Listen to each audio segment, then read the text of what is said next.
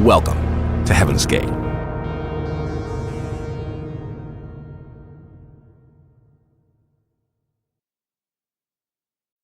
Don't forget, you can find new episodes of Heaven's Gate 1 week early ad-free on Stitcher Premium. Go to Stitcher.com/premium. Use the promo code GATE.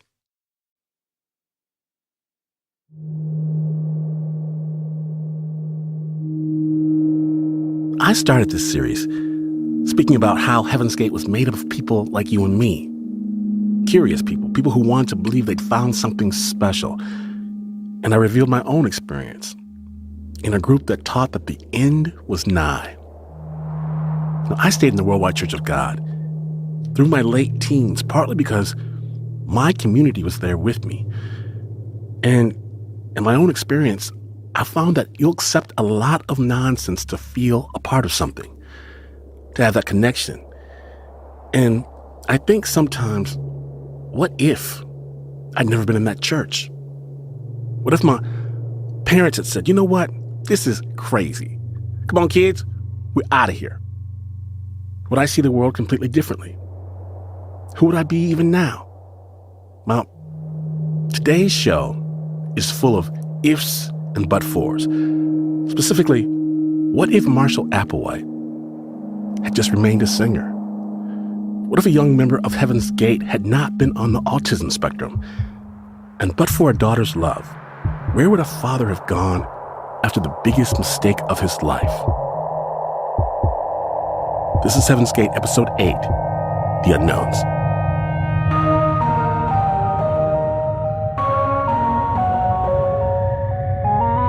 I'll tell you who I am. T and Doe, whatever they want to call us. Whether or not you believe is up to you. We all have to deal with demons. We're trying to teach you how to prepare yourself.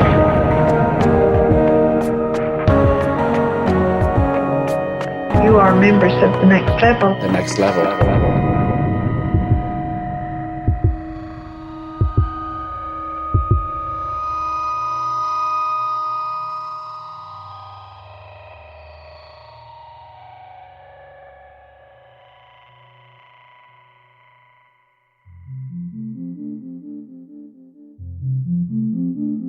We ask you for all your stories of your own, any connection you might have had with Heaven's Gate, or anything else you want to share that this series has brought up.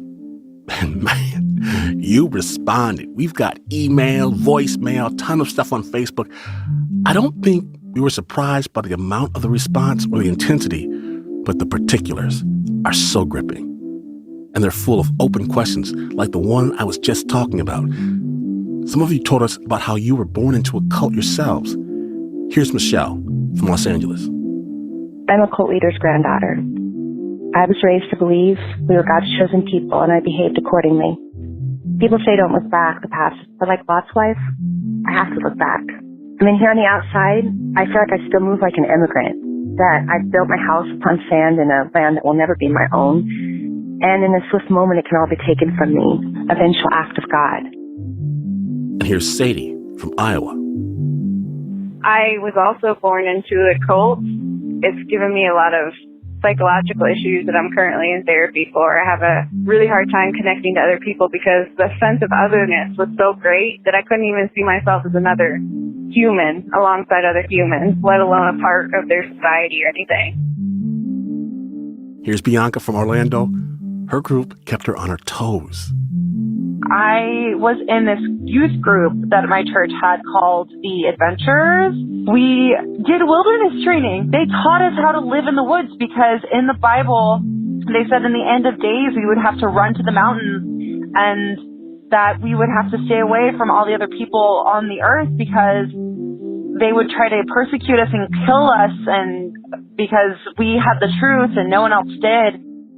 Thank you, Bianca. We also heard from some of you who still believe in your faith, but are questioning what some of that means. Here's Kira from Australia. I guess what's been on my mind a lot as I've been listening to Heaven's Gate is really how not so different I am between a lot of the followers of T and Doe.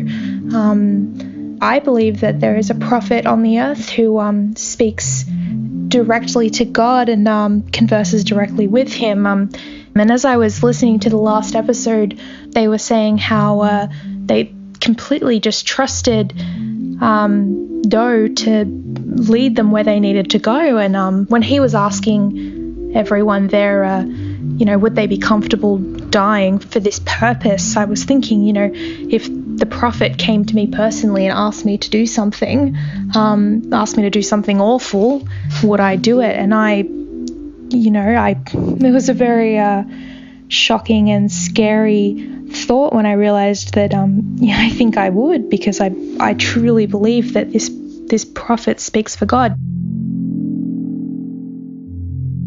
Thank you so much, everyone, for sharing. Please keep it coming. You can hit us up on Facebook or at feedback@heavensgate.show or leave a voicemail at 619-354-0180. We have 3 stories today, each one in some way about a path not taken. And the first story comes from a man who knew Marshall Applewhite before anyone else you've heard in this series. Well, it's so easy to parody Doe. It's so easy to dismiss Heaven's Gate as a bunch of crazy people who attach themselves to a deranged leader. But every deranged leader was something else before he became the deranged leader. And every person who becomes a member of a cult, especially a self-destructive cult, they were real people. They were something else before they were members of Heaven's Gate. This is Neely Bruce. Today, he's a respected professor of music and American studies at Wesleyan University in Connecticut. But back in the 1960s, Neely was an eager undergrad at the University of Alabama in Tuscaloosa. And one of Neely's choir directors was the artist formerly known as Marshall Herff Applewhite. He had powerful musical personality. Marshall was a talented singer before he ever thought of leading a group of religious followers. He led choral students. We met the first day of class, and I went into the rehearsal. I both sang in choruses he conducted and was an accompanist for one of his groups. Like everybody else, I liked him a lot. He was very charismatic. He was very nice. He was very friendly. He was very good looking. He was very energetic. He was quite certain of himself, and he conducted with great emphasis and strength, and he demonstrated very effectively with his singing voice, which was outstanding.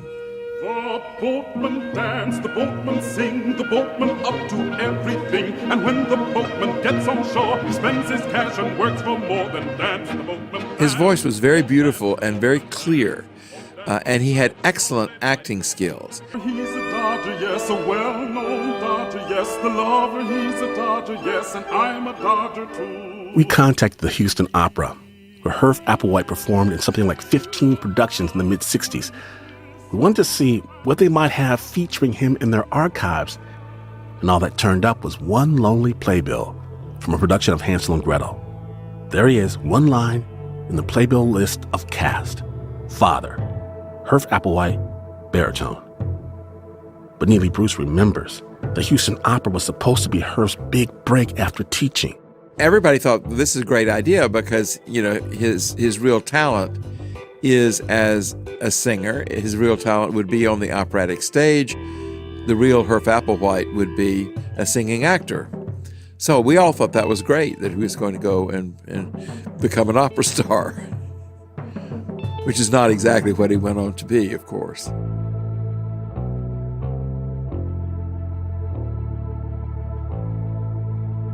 But Applewhite's jump to the opera was not as happy as that makes it sound. Herff had been fired from his teaching job in Alabama after he'd had an affair with a choir pianist. The affair was a problem for 2 reasons. 1, Herff was married. 2, the pianist was a man. The university wanted nothing to do with the scandal. Unfortunately, Herf didn't last long at the Houston Opera either. His last role at Houston Opera was to have been the Olin Blitch in Susanna by Carlisle Floyd. Hear me, O Lord, I beseech thee. And Olin Blitch would have been a great role for him, but apparently he had some sort of a breakdown on stage in production week and did not actually appear in the role, and that was kind of the beginning of the strange journey that took him to his final rendezvous with fate as the leader of Heaven's Gate. We are returning to life. And we do, in all honesty, hate this world. I remember seeing one picture of him seated, and it was very clear it was the same person, but it didn't make the same effect at all, because he did not look particularly healthy in these pictures.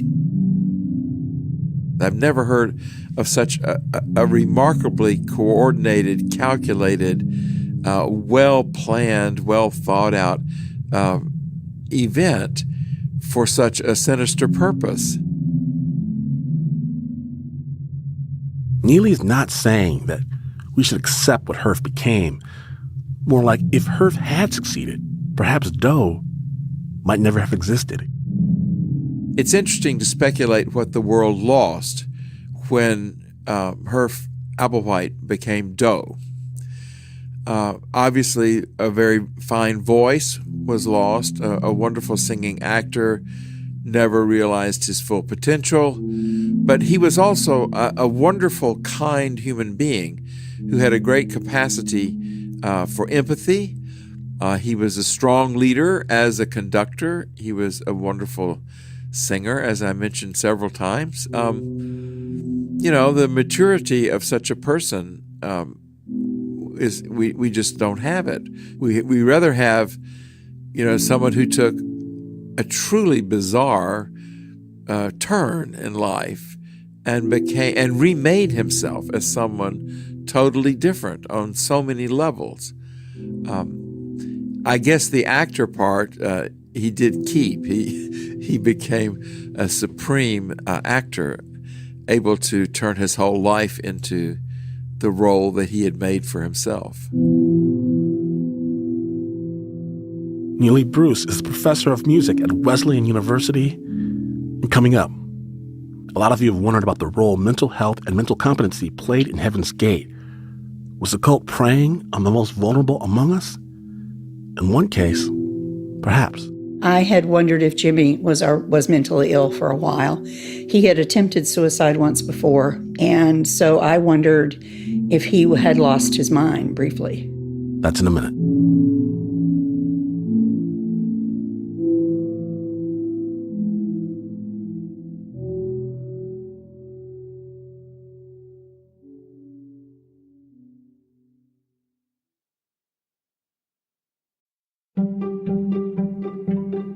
Hey folks, this is Kevin Allison, host of the Risk podcast. If you're enjoying Heaven's Gate, you must love jaw-dropping true stories. Well, Risk is the show where people tell true stories they never thought they'd dare to share. Stories too uncensored to be played on the radio.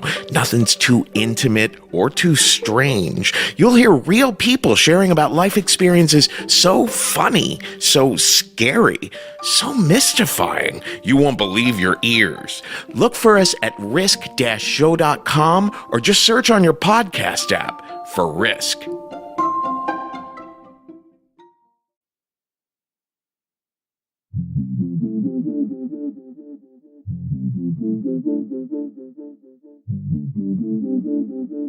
We're back.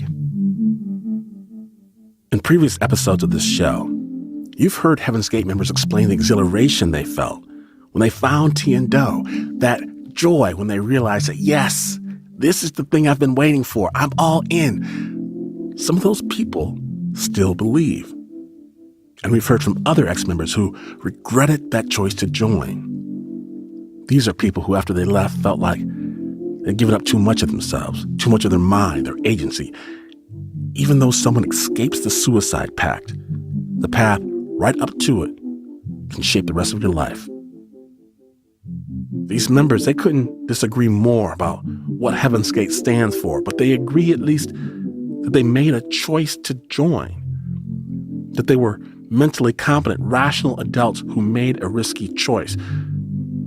But that may not be true for every member who joined. Jim Simpson came into Heaven's Gate in 1994, and unlike most of the other recruits, Jim was on the autism spectrum. Before Heaven's Gate, Jim rarely had any friends. He struggled to connect with other people and even to go anywhere other than work or home. Jim's sister, Deb Simpson, believes her brother was more vulnerable, intellectually and emotionally, than some other members. Deb's been haunted by her brother's death.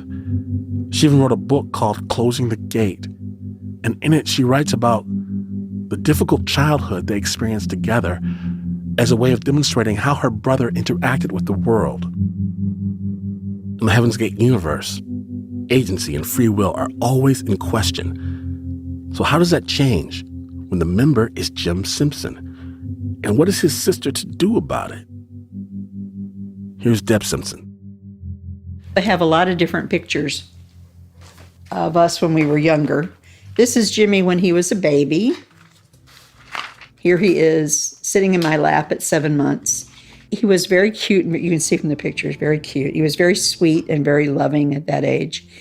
You know, he just took my heart away when he was a little bitty thing. I was kind of like his second mother, and he seemed in many ways almost like my child. When Jimmy was little, his eyes were always large, brown, and sad. This is Jimmy at about 4, and here you start to see the sadness. You start to see, even in his pictures, you see the sadness in his eyes. I don't think that Jimmy ever really felt grounded. His mother, and we have the same mother and different fathers, his mother and father both had mental issues. Those are diagnosed. It's not something I'm saying. And he did not grow up with a lot of solid foundation. We moved a lot. Jimmy lived in Atlanta. He lived in Daytona. He lived in Jacksonville. He lived in Green Cove Springs, Florida, which was the last place we lived.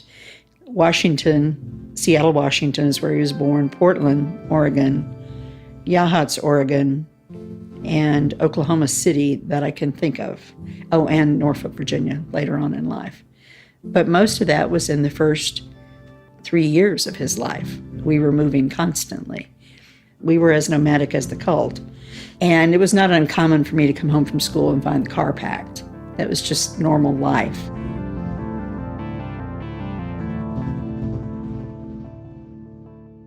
I look at these pictures and I realize how much we laughed and how much fun I had with him at that age.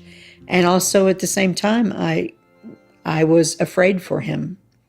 I couldn't have put it in words then, but I knew that he was not getting something he needed. He would not talk. He could, but he was about 3 and 2.5, 3, and he would not. He would point at things and grunt. And my mother would guess until she got what he wanted and then give it to him.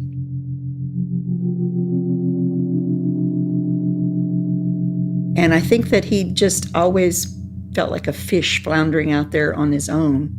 So I think he was looking for a place to belong.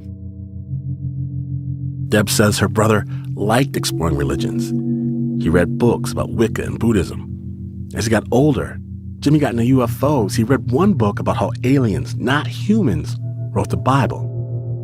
He believed, this was before Heaven's Gate, he believed that aliens, they were probably related to God in some way. He believed that they started the earth.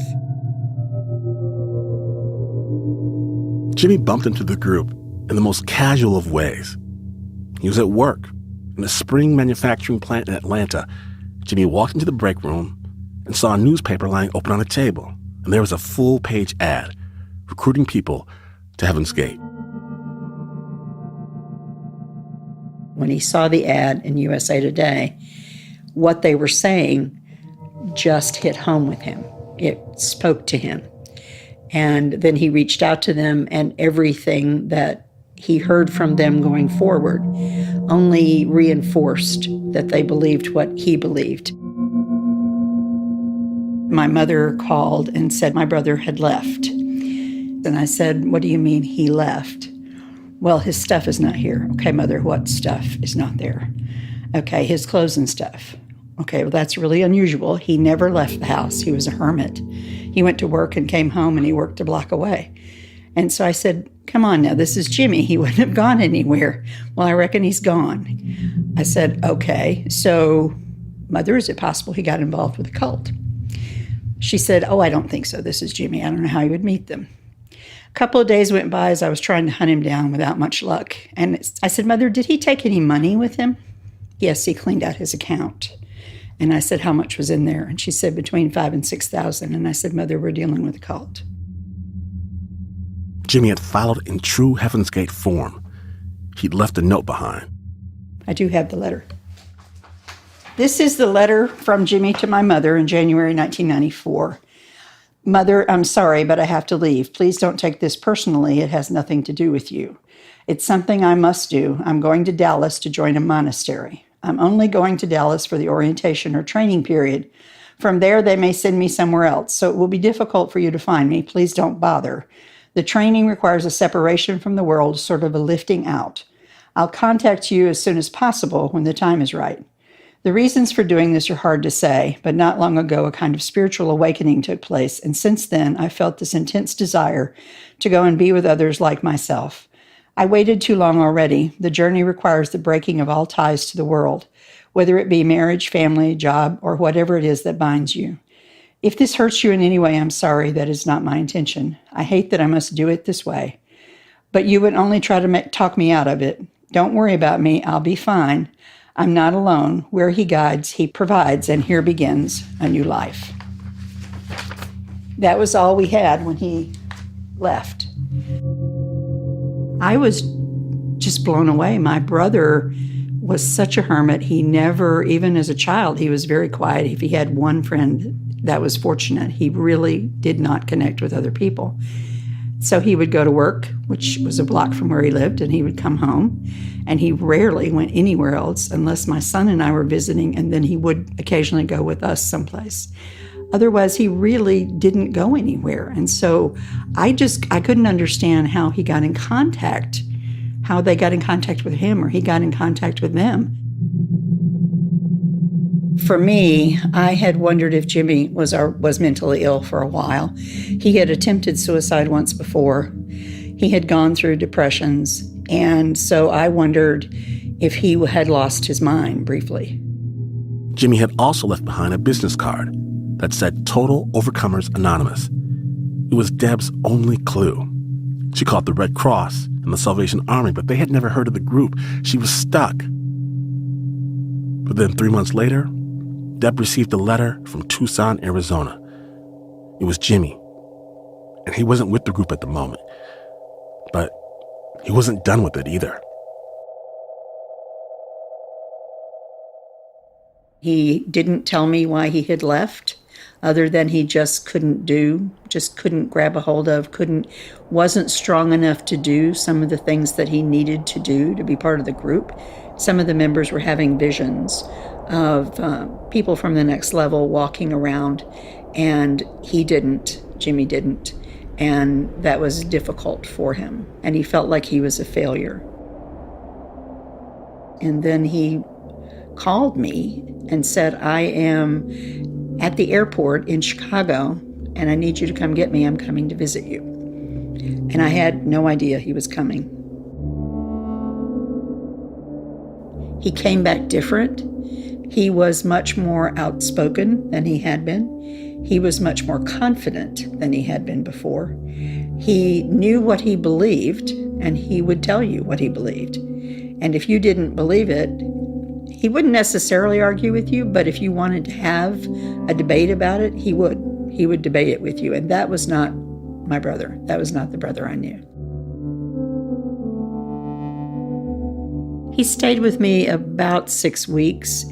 So we would talk usually in the evenings after work and on the weekends. I would take him around to see different things, and he would show me different books that if we were in a bookstore, he would show me different books that the cult had read, that he had read when he was there.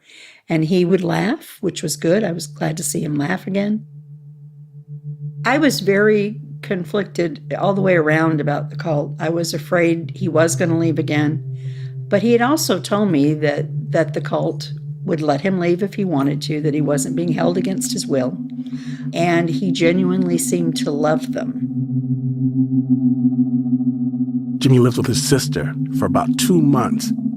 Deb says it's time that she will always cherish. But that moment was brief. The new Jimmy, the more confident, the extroverted Jimmy, the guy the group had helped discover, that Jimmy fell away again. And then he stopped going to work. He just refused to get up and go to work, which was like the old Jimmy. And I said to him about the third day of him doing that, I said, this is not going to work. If you're going to be here, you're going to have to work somewhere. And that seemed to anger him. And he thought about it for a few days. And I came in from work one day and he said, I'm done, I'm leaving. And I said, you could go back. And he said, yes. And I said, so what, would you want to go back? I think maybe I do.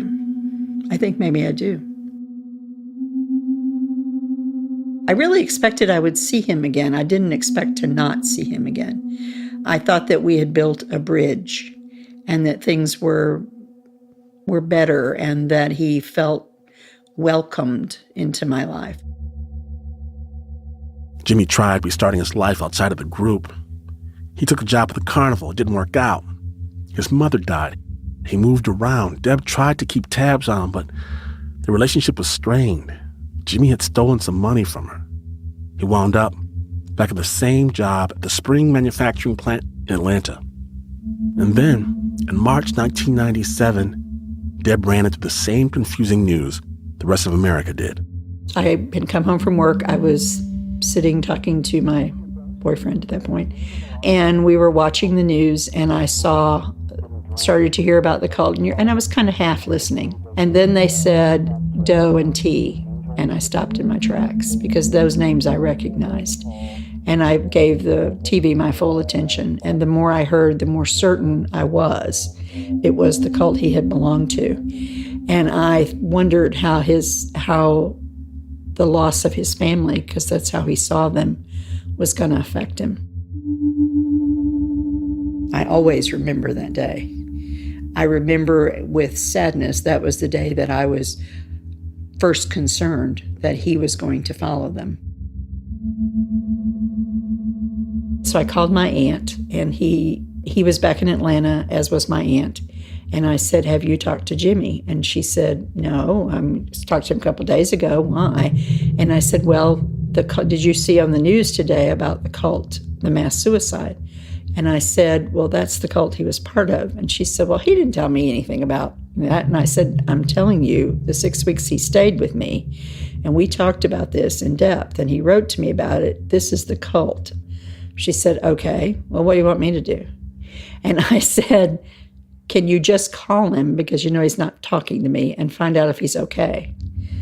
Okay, I'll do that. So she called me back the next day or the day after, and she said, he's fine. He says, it was hard to see, but he's okay. And, I said, you don't think he's going to try to follow him?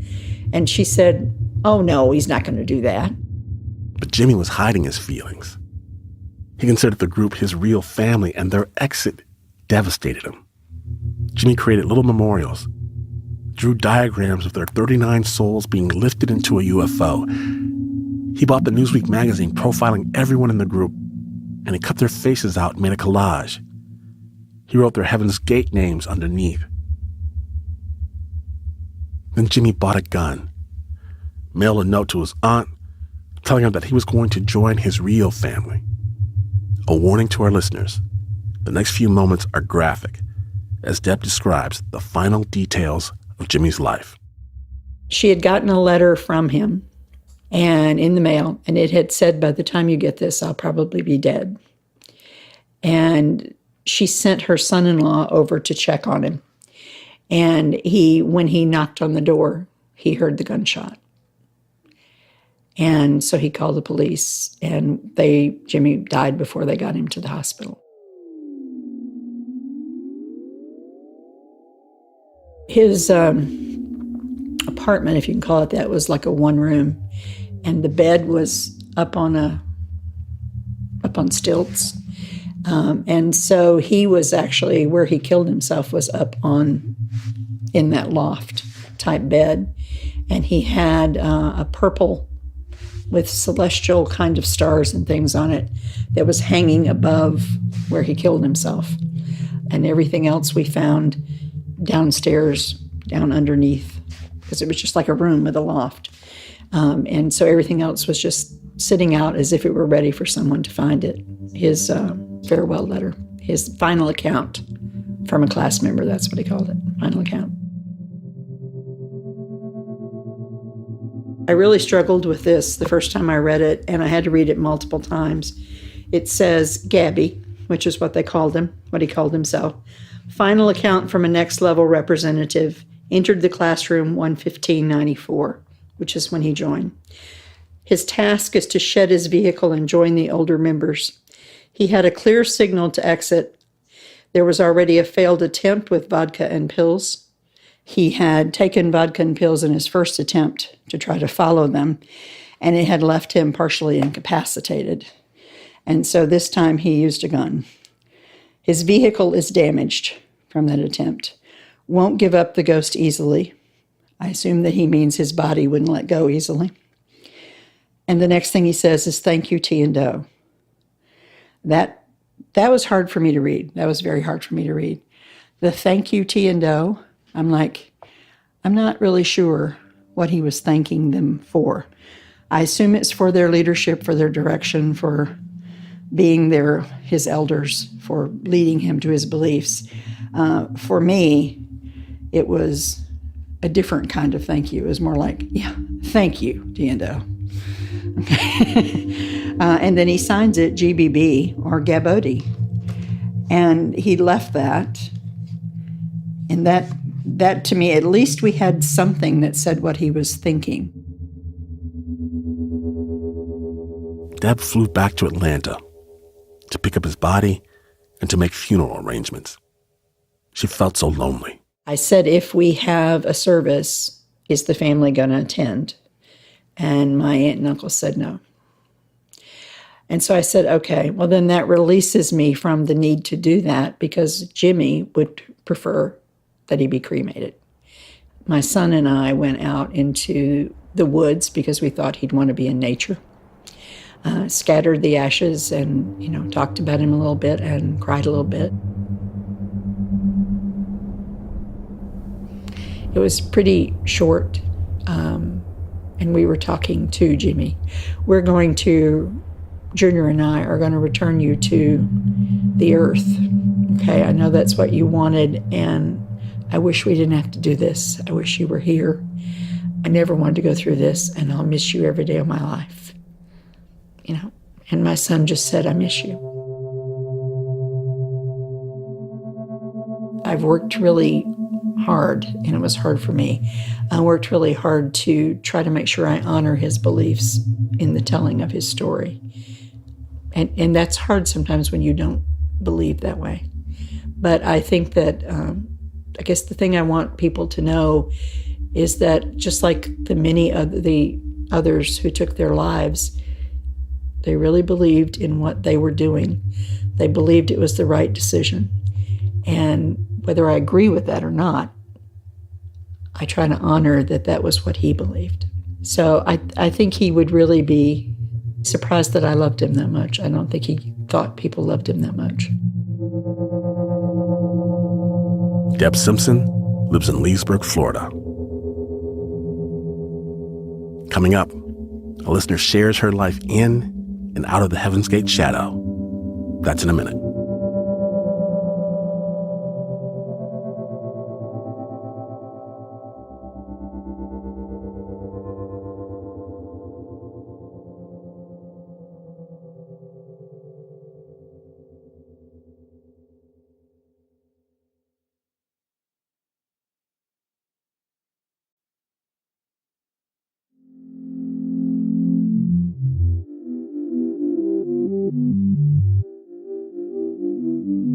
We're back. The next story comes from the responses we got on Facebook. There were many great ones, and thank you so much again. This listener asked that we just call her Carrie, mainly because she's telling a story about someone else, and she wants to protect his privacy. He was only 25 years old when he went into this group. The he in that sentence is Carrie's father. Out of respect for him and his experience, Carrie wants to keep him anonymous. Carrie's story is similar to many of the people you've met already. Her dad up and left back in 1975 to join T and Doe. Carrie was too young to really know him when he left. He and my mom were having some difficulties in their marriage. And in 1975, my dad left my mom and I for the Heaven's Gate cult. He found this group somehow in the newspaper, and he took off and left her, and I think he went to Oregon. He just was gone, and we heard from him maybe once or twice in the beginning, but then it was just silence for years after that. My mom was really angry and resentful that he had left us, and rightfully so. She was a single mom raising me without any support, and so she didn't always say the nicest things about him as I was growing up. Carrie's dad missed everything important in her childhood, but Carrie tried not to dwell on that. She hoped that one day he'd come back and they could start fresh. Carrie was on to something. I remember in 1986, I was about 14 years old. We received a phone call from my dad's mom, and she told my mom on the phone, "There's somebody here who wants to talk to you." That's when my dad got on the phone with my mom, and he said, "I want to tell you where I've been for the last 10 years. And I remember sitting in the room, hearing this conversation, and all I could think about is, I want to talk to my dad. I want to talk to my dad. I want to know who he is. I want to know what he's all about, what he looks like, because I don't have any memory of him other than the fact that I had this hole in my heart for growing up, because I remember, I guess, up to a point where, you have that parental love, in the beginning, but, there was just that hole that I was missing, and I wanted to reconnect with him and have that parental bond with him. She was very angry because she had to be a single mom for all those years, and she was so angry she hung up on him, and then I didn't know where he was until another 4 years later when he sent me a letter, and I was 18 at the time, and he wrote me a very long letter and told me where he had been and what he had done, that he was sorry he had missed me growing up. He wanted to start a relationship with me. He had just basically gave me his contact information and requested that I reach out to him. Once I got his phone number from the letter, I immediately called him. I just let him talk a lot. I didn't ask him a lot of questions because I was so overwhelmed with this. It's not every day that you hear that your parent has been involved in such a group that's so eccentric.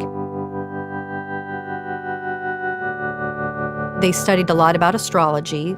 He did talk a lot about the different extraterrestrial types. That was a big deal with my dad. He always said he felt like, growing up, that he felt he wasn't quite human and that he really was enticed by the idea of extraterrestrials being out there. He was very, very well versed with astrology because he had a strong, very strong connection to Bonnie. And he told me that she taught him all about astrology, and he was just very connected to her.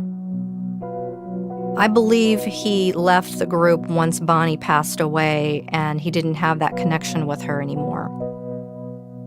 He immediately met his second wife.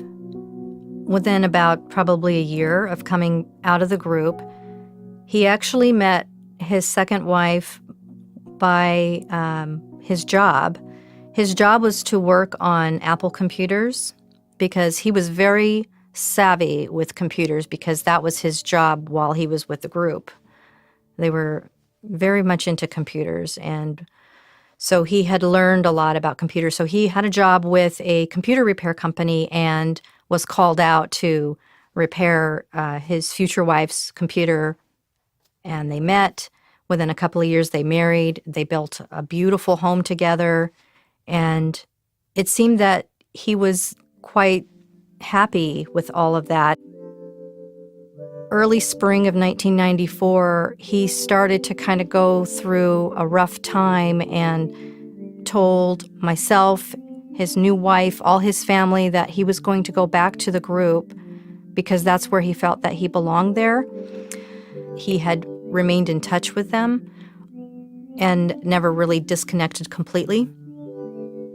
And something triggered him to desire to go back and leave his wife and leave the beautiful home that they had built together and the life that they had built together. And in May of 1994, he was just one day gone. It was very disappointing when he went back the second time. I was really heartbroken. But I was going to not try to stop him or protest it because it wasn't going to do any good. Honestly, I was very confused by it, and I didn't know how to feel about it because it had brought back all of those years that we had spent together and getting to know each other was just this fairy tale. And then all of a sudden, the fairy tale just came crashing down, and I just didn't know how to process it. And I was pretty sad about it, disappointed, but I kept the faith that he was going to come back at some point.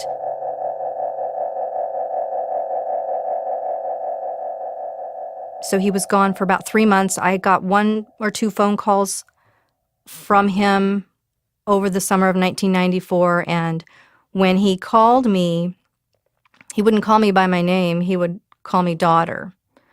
Hello, daughter. I just want to let you know I'm okay. He wouldn't tell me where he was.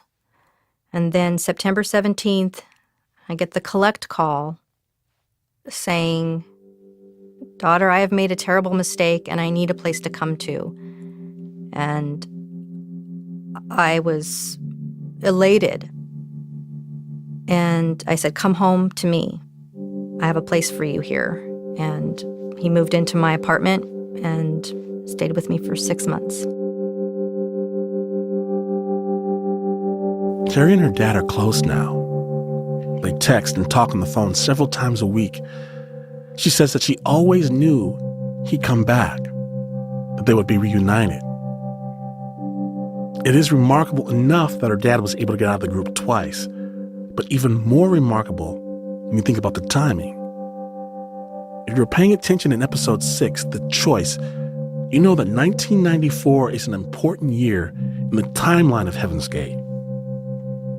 That's the year that exiting, suicide, was put on the table. He seemed regretful, remorseful that he had gone back the second time, and he had this bag of clothes that he had brought back with him. And I remember seeing these clothes, and they were the jogging suits that were nothing like he would ever wear.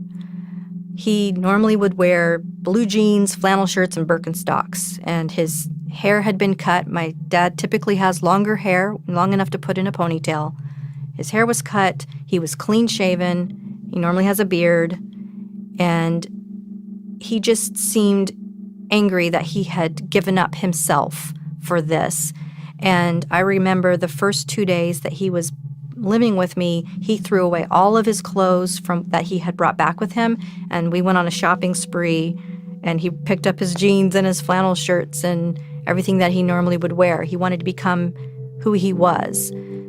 And I could tell that it was different than before he had left the first time, that he really was done with this.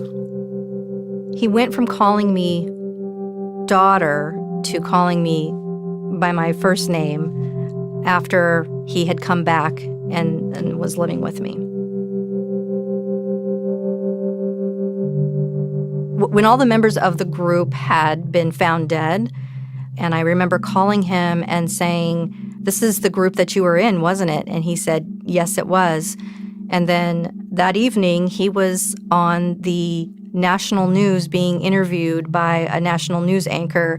And I knew it was him, even though they had shadowed out his face. He wanted to remain anonymous, but that was him on the news talking about this group and how he had been a member for many years. And it was pretty surreal to see him talking about it. It really just slapped me in the face that my dad was a part of that type of thinking where they controlled what you did, what you wore, how you ate, and what you did with your life, to the point where you were willing to sacrifice it for this belief that there was another level out there that only you were privy to. I kept thinking, my dad could have been there. That could have been my dad. It could have been 40 people, not 39.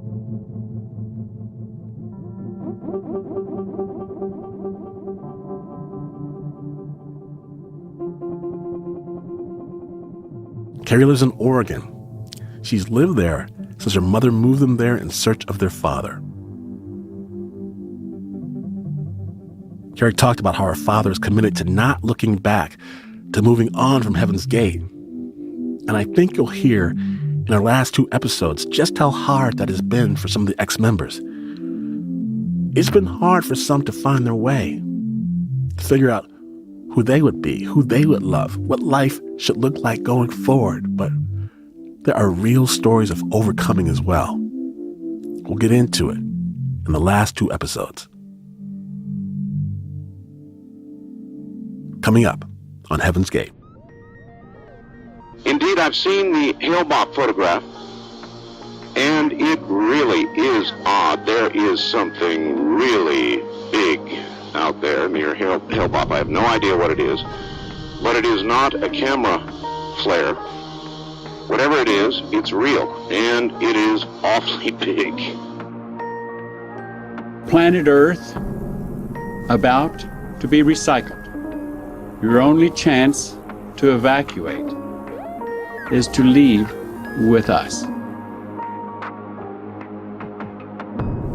Doe was really upset, and he said, I've done a horrible thing.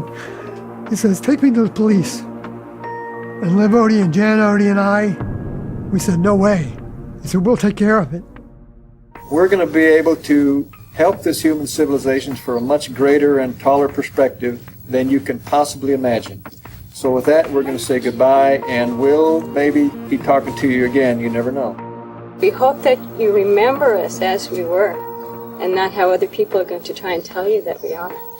And one last thing we'd like to say is 39 to beam up. Thank you. Hey, I want to thank you again for sending in your stories. Please continue to send in your feedback to feedback@heavensgate.show or give us a voicemail at 619-354-0180. Thanks.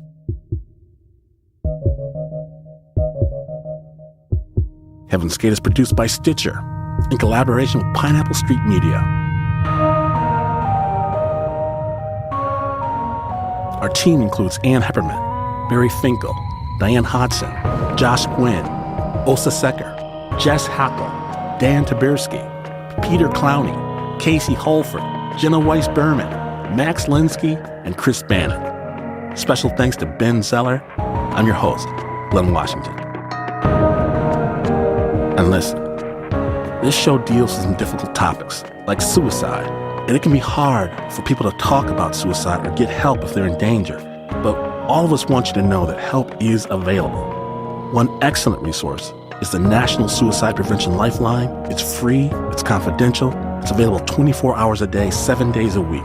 The number is 1-800-273-8255. That number again is 1-800 1-800-273-8255. Or just remember, 1-800-273-TALK.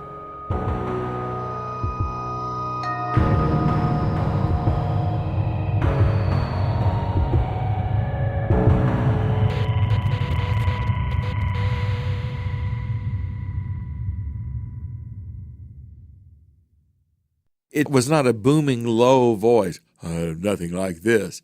His voice had more natural resonance, something like this, as opposed to something like this. Stitcher.